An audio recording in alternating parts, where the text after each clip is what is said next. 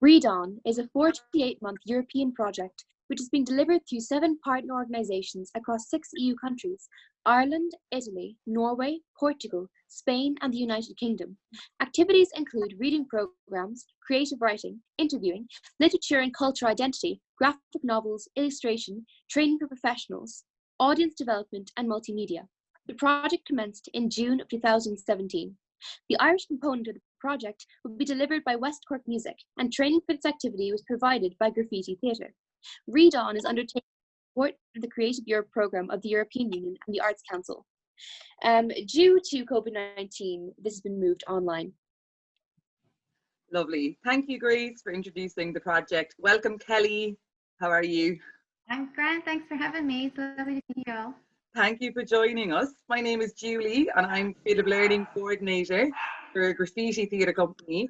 And so this week I've been working with the participants to read the book, Flying Tips for Flightless Birds, to do a little bit of interview training as well, and just to kind of have a bit of fun. It's been great.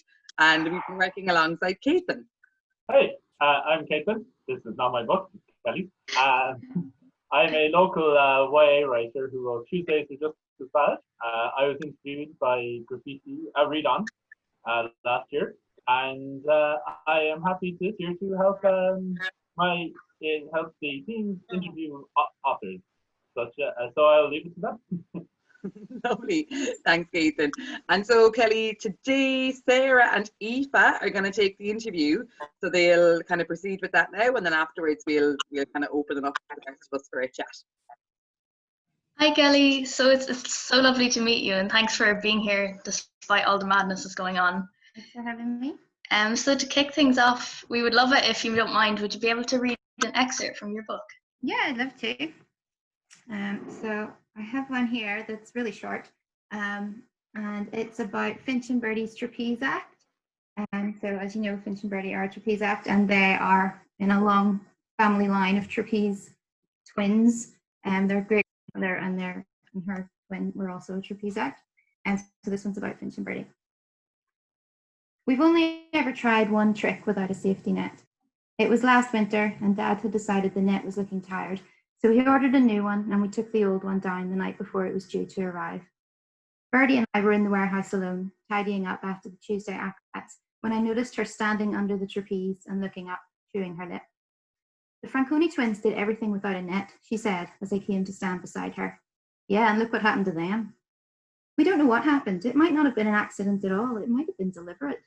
And that's better, she shrugged. It would mean they didn't make a mistake. Then she turned and raised an eyebrow at me. Dare you, she said. I raised my eyes to the top of the rigging. Without the net hanging halfway between it and the ground, it seemed higher than ever. Mum would murder us. She won't know, just a simple catch. When was the last time we missed a basic catch? Exactly, we're probably due. Rubbish, and we'd be able to say we'd performed without a net, just like the Franconi twins. Not too like them, preferably. Go on, Finch, it'll be me in the air anyway. All you have to do is catch. Yeah, so it's my fault if you pancake. She was already heading for the ladder. It'll be fine, she called, and I followed her, because that's what I do. Before I reached the top, she'd already swung out and landed on the far platform. She sent the bar back to me, I caught it, and we stood facing each other. She seemed very far away, but I could make out her grin. Wait, I called, as she lifted the bar on her side. I applied a hefty amount of chalk dust to my hands, which were beginning to sweat like a beginner's. She did the same. One catch, I yelled. Basic knee-hang grab, no funny business, no somersaults, I'm serious, Birdie. Okay, Dad. I swung out on the bar.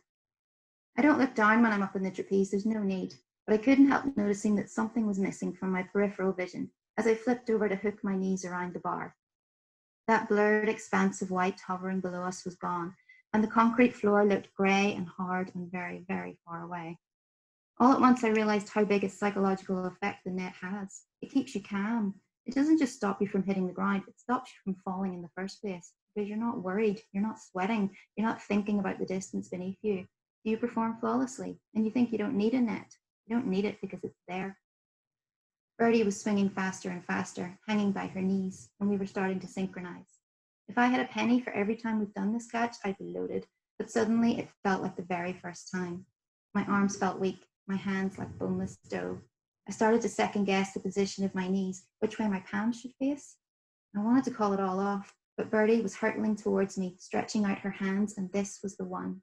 I reached out automatically, saw her legs unfold, her body start to drop.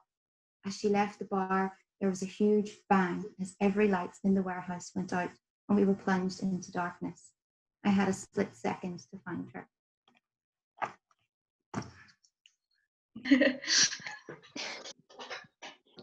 That was lovely. Thank you so much. I really enjoyed that.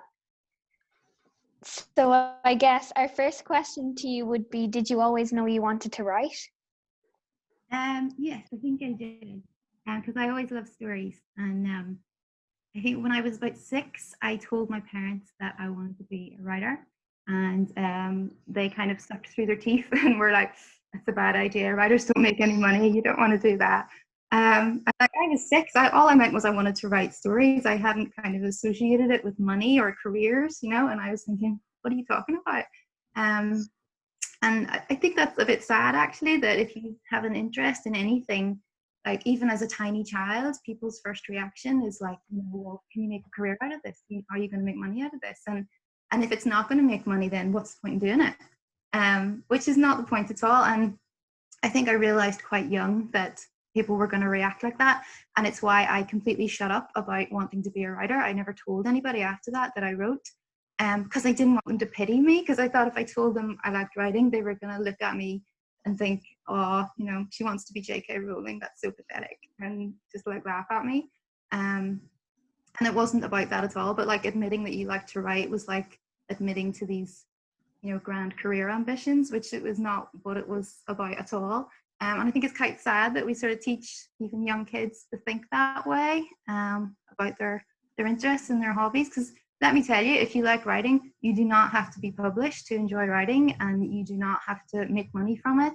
And in fact, if you'll probably enjoy your hobbies more if you're not relying on them to pay your bills. So it is perfectly okay to just do something because you love it. So that was a very long answer to your question, which the short answer was yes. That was such great advice. So I'm just wondering, because obviously the whole story revolves around the circus, which was so unique to read about. I hadn't read anything like that before. So I was just wondering why you chose the circus. Maybe you have any juggling experience yourself.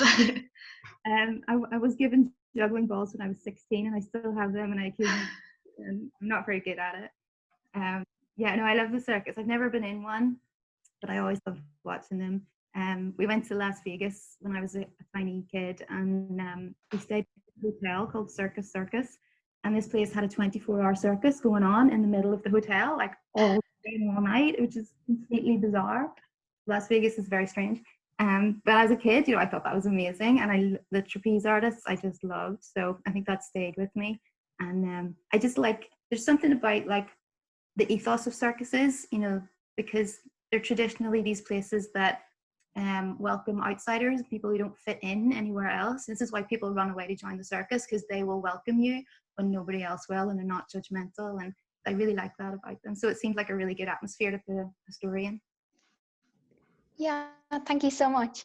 So I guess the book is, it's an amazing book, and it deals with a lot of important issues in a lighthearted yet sensitive way. So I guess I was wondering if this was hard to achieve or if it came naturally to you.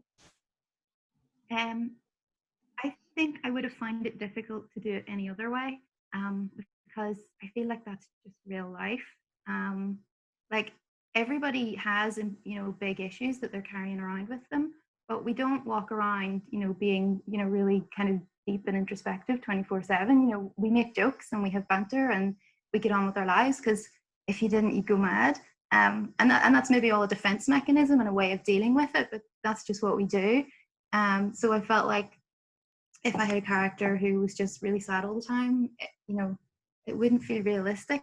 That's not real life. And I don't think it would be as effective either, because if you have a character who's just like a big whinge for 300 pages, like you might feel sorry for them, but you're going to get a bit fed up with them. And also you're not going to feel sad for them, because you can't keep up 300 pages worth of sadness yourself. You're going to get bored with that.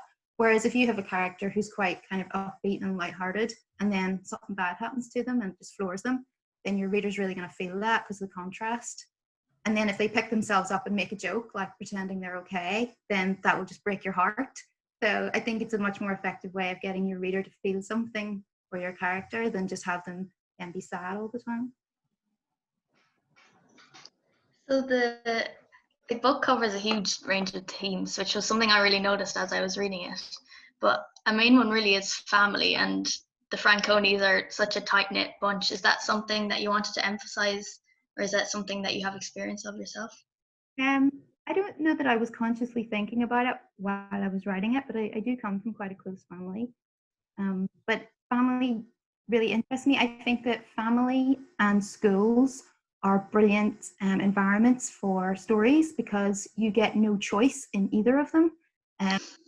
And you're just forced to interact with these people who you may or may not have anything in common with, and you may or may not even like, but you can't walk away from them. They're just there and you have to deal with them.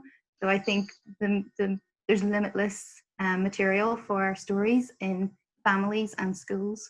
So and that's why I'm drawn to both. That's actually a very good point. I never really thought of that before. So I guess I was wondering, were any of the characters based off real life, and did you grow up in a small town like in the story? I grew up in the suburbs, but I went to school in a sort of a rural area, and it was quite a big school, but it was all kids who came in from other small rural towns, and it was probably a lot more conservative than a school in a city might have been. And like there was zero diversity, like none. I think in my entire year, there was one person of color and there was one Catholic. And everybody knew who the Catholic was, because if you were different in any way, you know, you really stood out. So it was that kind of environment. So I don't think Finch would have fared well in my high school in the late 90s. But the characters weren't supposed to be based on anybody. I didn't realize this while I was writing them, but afterwards I realized that I am basically Finch and my husband is basically Hector. It was not intentional, but like I would be quite sort of wary of people and a bit standoffish, whereas my husband is really geeky and shy, but really warm and brave and just like a really good person. He's very Hector. And I had the weirdest experience while I was writing the book, because you know the scene where Hector rescues the bee in the playground? Yeah. So I wrote that scene and no one had seen it. I hadn't told anyone about it. I hadn't shown it to anybody. My husband hadn't seen it. And 2 days later, we drove into work and we parked the car and we were walking across the car park. And my husband suddenly went, "Oh, there's a bee on the ground and he's exhausted. You guard him, I'll go and get some sugar." And he ran off to his office and came back with like a saucer with sugar and water on it. And I'm just standing there with like my mouth hanging open, like, am I being filmed? Is this a joke? Like, it was, no one had seen it and it happened exactly the way I had written it. It was so bizarre. It was like Twilight Zone bizarre. So I think at that point I started to realize that Hector was my husband. That's so funny. Like you said yourself, Finch is a very unique person in many different ways.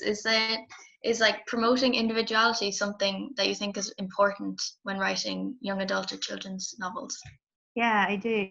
And I think it's really important, and I think it's basically what young adult fiction does. I think in one way or another, it's all about that. I think it's all about finding out who you are, being that person, and learn to think for yourself. Because all that is what's happening in your teenage years. You're finding out who you are, and at the same time, you've got this outside pressure to conform and to do what you're told. So there's this tension. I think people can be a wee bit sniffy about YA, and they say like it's all navel gazing and self-obsessed and stuff. But I think, you know, it's the first period in your life where you're getting to make your own decisions and find out who you are. So of course that's going to be a major preoccupation, and I think it's a good thing, because if you learn how to think for yourself when you're young, then you're going to be a much nicer and happier adult. So I think it's a good thing. That was very well put. Thank you so much. So I guess the next question would be, did you ever have any different ideas for the plot? Yeah, I did. this book, like this version of it, took about a year to write, but it was resurrected out of a different version that I had been writing years and years before. So I mean, the whole thing took about 10 years, but I had this earlier version of it, and when I think back to how different it was, like it had a female main character, it had ghosts and a haunted house and a ghost hunter, it had a divorce and a suicide and a murder and an eating disorder and a dead sister. Like, completely different book. Literally the only things that were the same were the circus family background. And when I came back and rewrote it, because Finch just kind of popped into my head one day and that changed everything. And I chucked out the entire, I'd written like 50,000 words, chucked them in the bin. I kept 1,000 words and 2 characters who were Lou and Hector, and the circus family background, but everything else went. I think like beginning writers are quite surprised by how many drafts a book will go through and how many changes. Like, that was extreme, but there are a lot of changes before you get to the finished version. But I think it's a really good thing, because like when you've written your first draft and you're looking at it and going, oh my God, this is awful, I'm a terrible writer, I should just quit, which every writer does. You have to remember that your first draft bears no resemblance to the thing that will actually get published. And, you know, it's the process of getting from one to the other is what writing is all about. It's not about writing a perfect first draft, because nobody does that. Yeah, so as we're talking about your writing process, do you have a very like rigid writing process? Do you try and write every day, or is it more flexible? I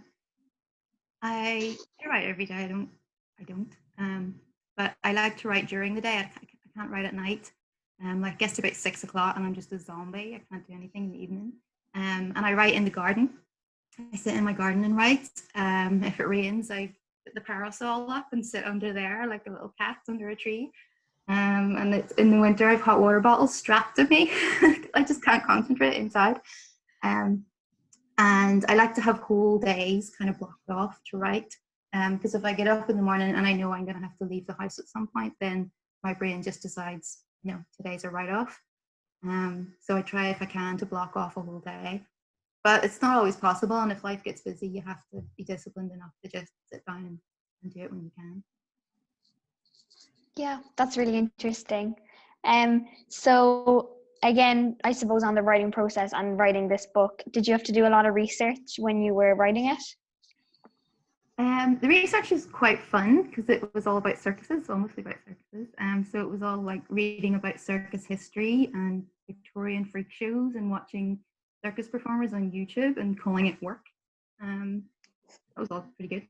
And it fed into the story quite a lot. I find research really helpful for like developing plots. Like, if you're stuck in your story, go and do some research on the topic, because something will leap out at you. Like, I was reading about like lion taming and the history of lion taming, and I was thinking about, like, you know, like lions are these ferociously dangerous creatures, but in a circus, they've somehow managed to convince a lion that it has to do what it's told by this, you know, puny human with a whip. And I'm thinking, like, why don't these lions realize that, you know, they could just destroy this guy if they wanted? And that led me to thinking, well, about Finch and the way that he and Kitty kind of snipe at each other, but he never really stands up to her, because in his head he believes that she's the powerful one. But it's only after he reads Birdie's blog post where she makes this kind of hint about people believing that they're not as powerful as they really are, the way lions have kind of been brainwashed to think that they're not really powerful. And after he reads that, he and Kitty have this showdown, and he really stands up to her for the first time and tells her what he thinks of her. So that whole scene came out of the research about the lions. So that's what I mean about being really helpful. And the other research I did was just about like bullying and homophobia in schools and stuff. And that was not as fun reading, unfortunately, but had to be done. But it was really interesting as well, because like when I started the book, I was thinking, you know, do we really need another book about homophobic bullying and coming out? You know, surely things have moved on and all the kids I know are so lovely. You know, does this really happen? But when I went and looked at, you know, the statistics and the stories, and yeah, it really does still happen, and we do still need books like this. and the fact that the statistics are probably just the tip of the iceberg, because a lot of it must go under the radar.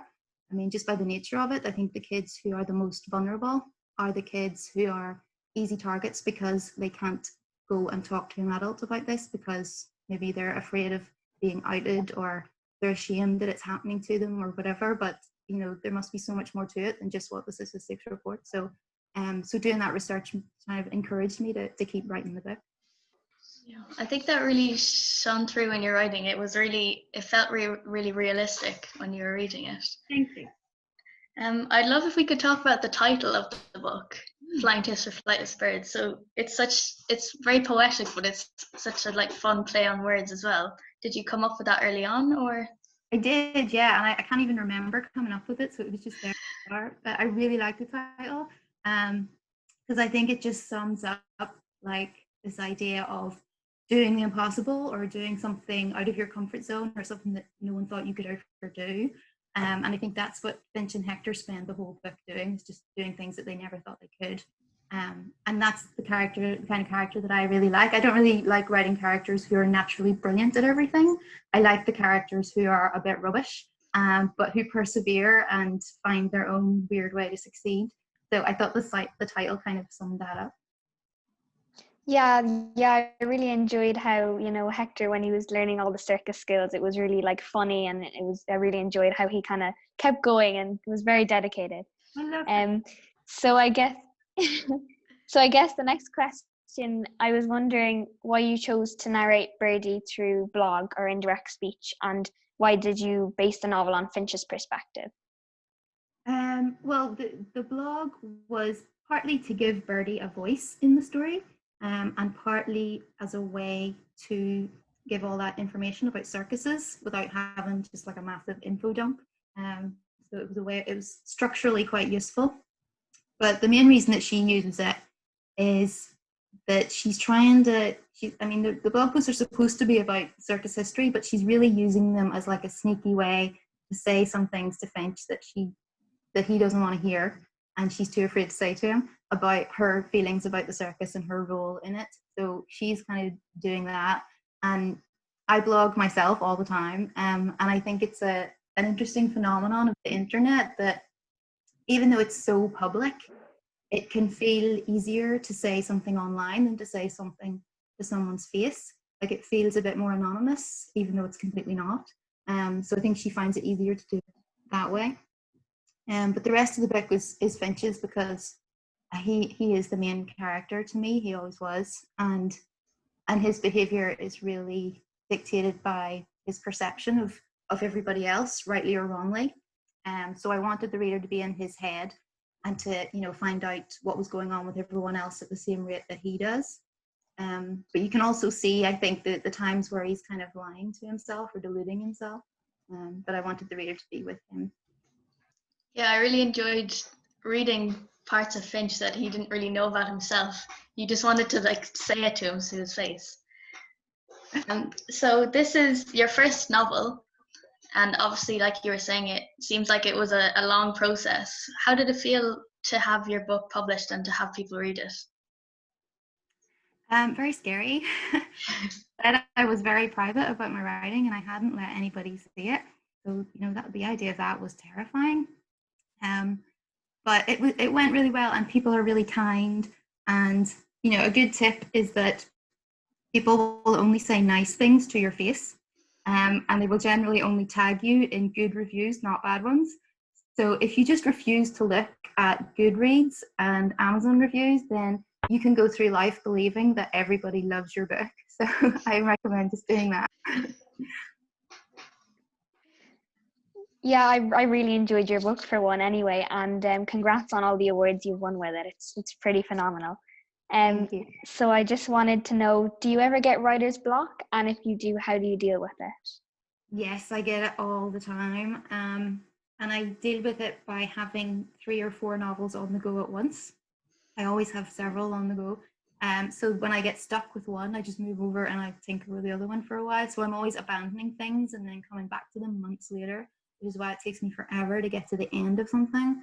And some of them don't get finished at all. But yeah, I get stuck really easily.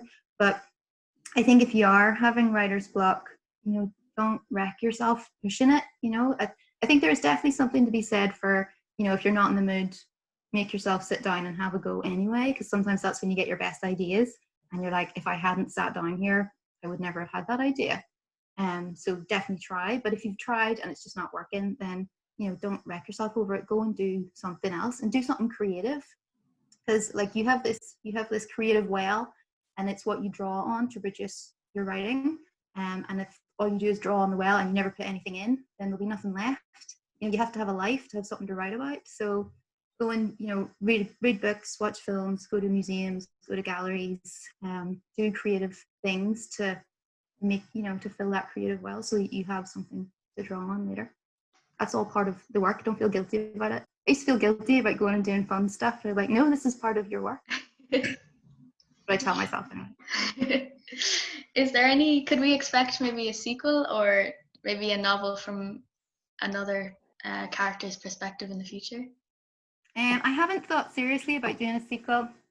I'd kind of like to, but just in a completely self-indulgent way, because I really miss the characters and I hang out with them again. Like I got really upset the night before the book was published. I got really emotional because it felt like they were leaving me, and you know, I wasn't going to be part of their little world anymore, and I really was going to miss them. Like to everybody else, when your book gets published, that's the beginning of it, but to the writer, that's the end. You can't, you know, be in that world anymore. And I got really, really sad because I was so attached to them. And so I think if I wrote anything else about them, I would just be too attached to them to let anything bad happen to them. And you have to be really mean to your characters to write a book, and I don't think I could do that to them now. So I'm not sure if it would be a good idea. Yeah, that's actually very true. Yeah, this might be a good time to open up to the audience. So, any questions?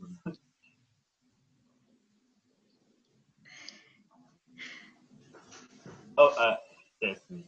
To start Oh, writing. Chris. Oh, sorry, I'll go again. Were there any authors who inspired you to start writing? Ooh. Well, obviously J.K. Rowling. I got back into reading children's books because of Harry Potter. And then I read one called A Gathering Light by Jennifer Donnelly. I think that was the first YA one I read, and I just thought, wow, this is amazing. I want to do this. But since then, I'll read just about anything. Like I really, really love Susan Nielsen, and she was a big inspiration because I read her books and I just thought, I want to write like her. She's amazing. And I loved her so much that I asked my editor to send her a copy of my book when the proofs came out. And I didn't really think she'd read it. I just thought it would be really cool to have one. She's in Canadian.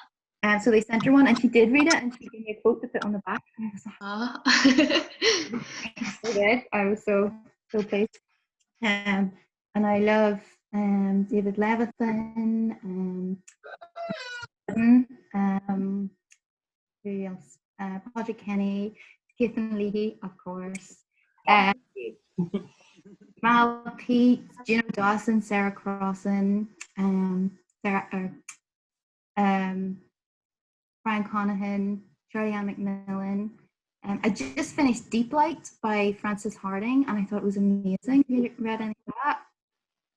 No. I don't read loads of fantasy, so I picked it up thinking, I don't know. I really loved it. Try that one.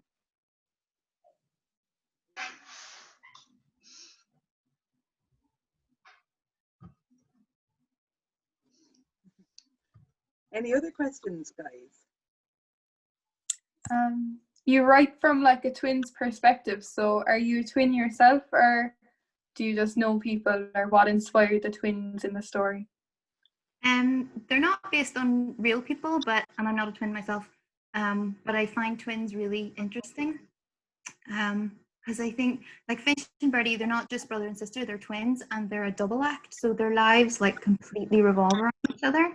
And I think that must be so weird if like your identity is bound up in being, you know, one half of a pair, because how do you know who you are on your own? Like I think it must be weird when you get to that age where people start dating for twins, because it's really the start of the process of separation, you know, and from then on, your lives are going to kind of go like that.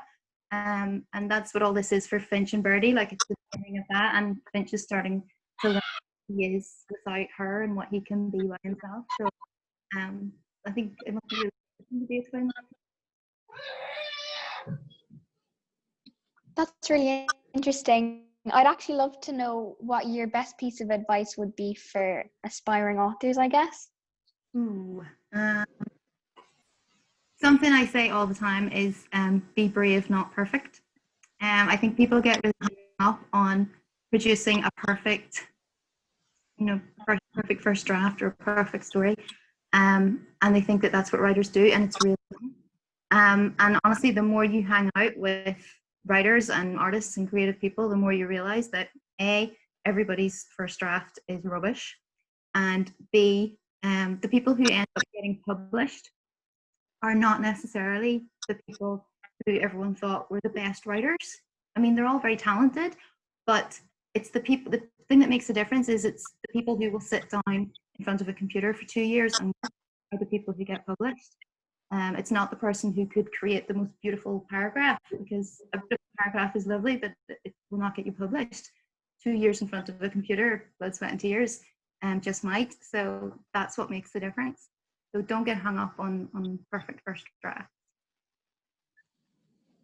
I'd love to know what would you hope as the author that young people would take away from the story? Ooh, I think if I could make my writing do anything, it would be to get across this idea that there's no such thing as weird. Like, everybody makes sense if you can just get inside their head. Like Finch, for example, comes across as really standoffish and a bit hostile. But when you know that he was once cruelly rejected by his best friend, then that makes complete sense. So, you know, there's no such thing as weird. Everybody is just behaving according to the internal logic of their experience. And it really helps you to understand people if you kind of bear that in mind. Lovely, thanks, Kelly. Is there any other questions, guys? You feeling good?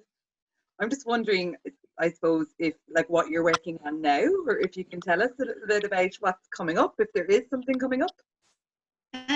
Well, as I say, I'm always working on sort of 3 or 4. So I have one that's finished and my editor is working on at the minute. And I have one that I've just finished the full draft of, and I'm going to let my husband read it tomorrow.